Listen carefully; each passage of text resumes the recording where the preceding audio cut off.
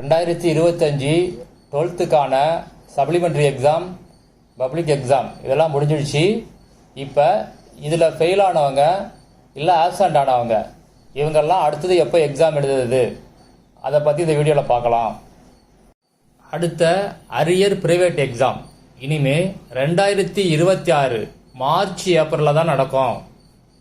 அதாவது 2026 March April நடக்கிற +2 public exam, அந்த எக்ஸாம் தான் நீங்கள் எழுத முடியும். ஆக்சுவலாக அந்த எக்ஸாம் ரெகுலர் ஸ்டூடெண்ட்டுக்கு நடக்கும். அந்த எக்ஸாம் தான் நீங்கள் அட்டன் பண்ணணும். அவங்களுக்கு என்ன கொஸ்டின் பேப்பரோ அதே கொஸ்டின் பேப்பர் தான் உங்களுக்கும், அதே சிலபஸ் தான் உங்களுக்கும். டைம் டேபிளும் அதே டைம் டேபிள் தான். சில பேர் என்ன சொல்கிறாங்க அப்படின்னா, செப்டம்பர் அக்டோபரில் எக்ஸாம் நடக்குமா அப்படின்னு கேட்குறாங்க. அந்த மாதிரி நடக்கிறதுக்கு வாய்ப்பே கிடையாது. ஏன்னா ஒரு வருஷத்துக்கு 2 எக்ஸாம் தான் கண்டக்ட் பண்ணுவாங்க. அந்த 2 எக்ஸாமும் முடிஞ்சிடுச்சு 2025க்கு. அதனால செப்டம்பர் அக்டோபரில் கண்டிப்பாக எக்ஸாம் வராது. இப்போ இந்த 2026 அரியர் பிரைவேட் எக்ஸாமுக்கு யாரெல்லாம் அப்ளை பண்ணலாம், எங்கே அப்ளை பண்ணுறது, ஃபீஸ் எவ்வளவு, பாஸ் மார்க்கு எவ்வளவு, அப்ளை பண்ணுறதுக்கு என்னென்ன டாக்குமெண்ட்ஸ் வேணும், இதை பற்றியான கம்ப்ளீட் டீட்டெயிலை பார்க்கலாம். +2ல் ஸ்கூலில் படிச்சியோ இல்லை ப்ரைவேட்டாக படிச்சியோ ஏற்கனவே எக்ஸாம் எழுதி அரியர் உள்ளவங்க அத்தனை பேரும் அப்ளை பண்ணலாம். ஓல்டு பேட்டர்ன், அதாவது 1200 மார்க்குக்கு ஆல்ரெடி ஸ்கூலில் படிச்சிருந்து இப்போ உங்களுக்கு அரியர் இருந்தால் நீங்களும் கண்டிப்பாக எக்ஸாம் எழுதலாம். ப்ராக்டிக்கல் சப்ஜெக்டை பொறுத்த வரைக்கும் நியூ பேட்டர்ன், அதாவது 600 மார்க் பேட்டர்னில் நீங்கள் தியரி பாஸ் பண்ணியிருந்தீங்க ஆனால் ப்ராக்டிக்கல் எக்ஸாம் அட்டன் பண்ணலை, ஆப்சண்டாக இருந்தீங்க அப்படின்னா கண்டிப்பாக ப்ராக்டிக்கல் அட்டன் பண்ணி ஆகணும். தியரியில் ஃபெயில் ஆகி ப்ராக்டிக்கல் அட்டன் பண்ணியிருந்தீங்க அப்படின்னா ப்ராக்டிக்கல் அட்டன் பண்ண தேவையில்லை, தியரி மட்டும் எழுதினா போதும். தியரி ப்ராக்டிக்கல் ரெண்டுமே அட்டன் பண்ணாமல் இருந்தீங்க அப்படின்னா இந்த டைம் ரெண்டுமே நீங்கள் அட்டன் பண்ணணும். +2வை டிஸ்கண்டினியூ பண்ணவங்க இவங்க எப்படி எக்ஸாம் எழுதுறது அப்படிங்கிறத பார்க்கலாம். +2ல் நீங்கள் ப்ராக்டிக்கல் இல்லாத குரூப் படிச்சிருந்தீங்க அப்படின்னா மறுபடியும் அதே குரூப்பு அப்படியே படிக்கலாம், ஒன்றும் ப்ராப்ளம் கிடையாது. அது இல்லாமல் நீங்கள் +2 டிஸ்கண்டினியூ பண்ணும்போது நீங்கள் +2ல் ப்ராக்டிக்கல் உள்ள குரூப்பு படிச்சிருந்தீங்க அப்படின்னா மறுபடியும் அந்த குரூப் நீங்கள் எக்ஸாம் எழுத முடியாது. அதுக்கு பதிலாக இப்போ நீங்கள் என்ன பண்ணணும் அப்படின்னா, ப்ராக்டிக்கல் இல்லாத குரூப்பை எடுத்து மறுபடியும் +1 +2 படிக்கணும். இப்போ ஸ்க்ரீனில் தெரிகிற இந்த 5 குரூப்பு, இந்த 5 குரூப்பில் ஏதாவது ஒரு குரூப் எடுத்தால் நீங்கள் +1 +2 மறுபடியும் படிக்கணும். அடுத்தது ஓல்டு பேட்டர்ன், அதாவது 1200 மார்க்குக்கு படித்தவங்க இவங்களை பற்றி பார்க்கலாம். நீங்கள் இப்போ ஓல்டு பேட்டர்ன் ஓல்டு சிலபஸில் படிச்சிருப்பீங்க. ஆனால் இந்த எக்ஸாமை இப்போ உள்ள நியூ பேட்டர்ன் நியூ சிலபஸ், அதாவது 600 மார்க்குக்கு தான் நீங்கள் எக்ஸாம் எழுதுகிற மாதிரி இருக்கும். அந்த பேட்டர்ன்லையும் அதே நியூ சிலபஸில் தான் நீங்கள் படிக்கணும். ஓல்டு பேட்டர்னை பொறுத்த வரைக்கும் ப்ராக்டிக்கலில் தியரி பாஸ் ப்ராக்டிக்கல் ஃபெயில் அப்படின்னா ப்ராக்டிக்கல் மட்டும் அட்டன் பண்ணால் போதும். தியரி ஃபெயில் ப்ராக்டிக்கல் பாஸ் அப்படின்னா தியரி மட்டும் எழுதினா போதும். ரெண்டுமே ஃபெயில்னா ரெண்டுமே அட்டன் பண்ணணும். ப்ரைவேட் கேண்டிடேட்டை பொறுத்த வரைக்கும் நீங்கள் எப்பயுமே +2ல் ஃபெயிலு இல்லை ஆப்சண்ட் ஆகிருந்தீங்கன்னா இப்போ வரப்போகிற எக்ஸாம் நீங்கள் கண்டிப்பாக அட்டன் பண்ணலாம். ப்ரைவேட் கேண்டிடேட் ஆல்ரெடி +1 எழுதி பாஸ் பண்ணியிருந்தாலோ இல்லை ஃபெயில் ஆகிருந்தாலோ இல்லை ஆப்சண்ட் ஆகிருந்தாலோ இந்த டைம் நீங்கள் +1 +2 ரெண்டுமே சேர்த்து எழுதலாம். சில பேருக்கு ஒரு டவுட் வரும், 10th முடித்த பிறகு டைரெக்டாக +2 எழுதலாமா அப்படின்னு டவுட் வரும். அந்த மாதிரி ஸ்கீமு இப்போதைக்கு தமிழ்நாட்டில் கிடையாது. ஏற்கனவே இருந்துச்சு, இப்போது கிடையாது. ஆனால் சில டிஸ்ட்ரிக்டில் அந்த மாதிரி ஸ்கீம் இருக்குது. தமிழ்நாட்டை பொறுத்த வரைக்கும் இப்போதைக்கு நீங்கள் 10th முடிச்சிங்க அப்படின்னா +1 முடித்த பிறகு தான் +2வை எழுத முடியும். சில பேருக்கு இன்னொரு டவுட் வரும், இம்ப்ரூவ்மெண்ட் எக்ஸாம் எழுத முடியுமா, அதாவது ஏற்கனவே பாஸ் பண்ண சப்ஜெக்டில் மார்க் அதிகமாக எழுத முடியுமா அப்படின்னு டவுட் வரும். அந்த மாதிரி முன்னாடி இருந்துச்சு, இப்போலாம் அந்த சிஸ்டம் கிடையாது. அடுத்தது டிப்ளமா ITI, இது படித்தவங்க +1 +2 எழுத முடியுமா அப்படின்னா கண்டிப்பாக எழுதலாம். நீங்கள் ITI இல்லைன்னா டிப்ளமா இந்த டிசி வச்சிருப்பீங்க இல்லையா, அந்த டிசியை வச்சு டைரெக்டாக நீங்கள் +1 +2, +1ல் தமிழ் இங்கிலீஷ், +2ல் தமிழ் இங்கிலீஷ் இந்த 4 சப்ஜெக்டும் எழுதலாம். எழுதுனா உங்களுக்கு +2 சர்டிஃபிகேட் கிடைக்கும். அடுத்தது +2ல எவ்வளோ பாஸ் மார்க்குன்னு பார்க்கலாம். ஏன்னா நீங்கள் ப்ரைவேட்டாக எழுதுறீங்க, ஆல்ரெடி நீங்கள் அரியர் உள்ளவங்க, உங்களுக்கு இன்டர்னல் மார்க்லாம் இருக்கும். அதனால ஒவ்வொரு சப்ஜெக்ட்டுக்கும் எவ்வளவு பாஸ் மார்க்கு அப்படிங்கிறத பார்க்கலாம். முதல்ல நியூ பேட்டர்ன் 600 மார்க்குக்கு ஸ்கூலில் படித்து இப்போ அரியர் உள்ளவங்க, இவங்களுக்கு பாஸ் மார்க் எவ்வளவு அப்படிங்கிறத பார்க்கலாம்.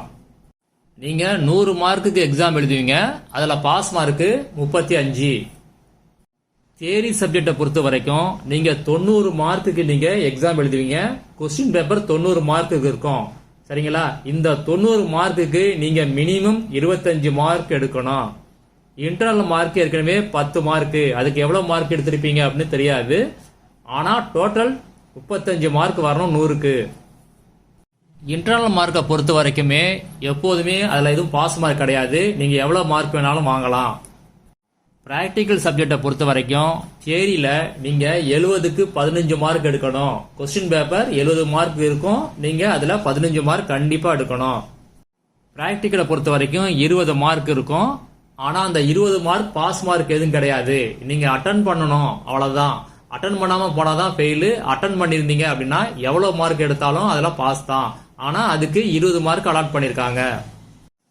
அதே மாதிரி இன்டர்னல் மார்க்கு 10 மார்க்கு. ஆக ப்ராக்டிகல் சப்ஜெக்டை பொறுத்த வரைக்கும் 100க்கு 35 எடுக்கணும், அதான் பாஸ் மார்க்கு. ஆனால் தியரியில் மினிமம் நீங்கள் 70க்கு 15 எடுக்கணும்.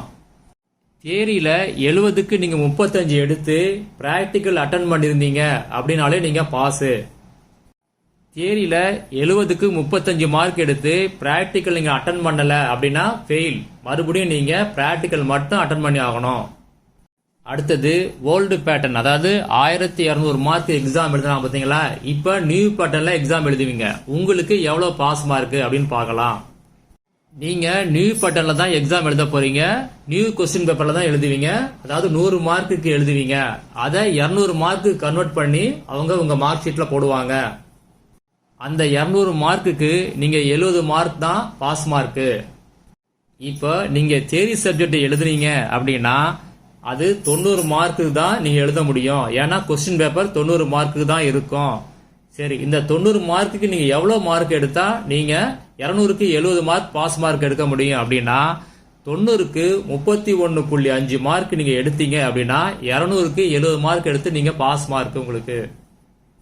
ஓல்டு பேட்டர்ன் பிராக்டிகல் சப்ஜெக்டை பொறுத்த வரைக்கும் தியரியில உங்களுக்கு 150 மார்க் எடுக்கணும். ஓல்டு பேட்டர்ன்ல பிராக்டிக்கல்ல 50 மார்க் எடுக்கணும். ஆக 200 மார்க் வரும். இதுல உங்களுக்கு பாஸ் மார்க்கு தியரியை பொறுத்த வரைக்கும் 150க்கு 30 மார்க்கு, பிராக்டிக்கல்ல 50 மார்க்குக்கு 40 மார்க் எடுக்கணும். அப்பதான் உங்களுக்கு 200 மார்க்குக்கு 70 மார்க் பாஸ் மார்க் வரும். இப்ப நியூ பேட்டர்ன்ல என்ன பண்ணுவீங்க அப்படின்னா நீங்க 70 மார்க் தான் எழுதுவீங்க, கொஸ்டின் பேப்பர் 70 மார்க் தான் இருக்கும். அந்த 70 மார்க்ல நீங்க 14 மார்க் எடுத்தா உங்களுக்கு 150க்கு 30 மார்க் பாஸ் மார்க் வரும். அடுத்தது பிரைவேட் கேண்டிடேட், இவங்களுக்கு பாஸ் மார்க் எவ்வளவு அப்படிங்கறத பார்க்கலாம். இவங்க எல்லா பேப்பருமே 90 மார்க்குக்கு தான் நீங்க எக்ஸாம் எழுதுவீங்க.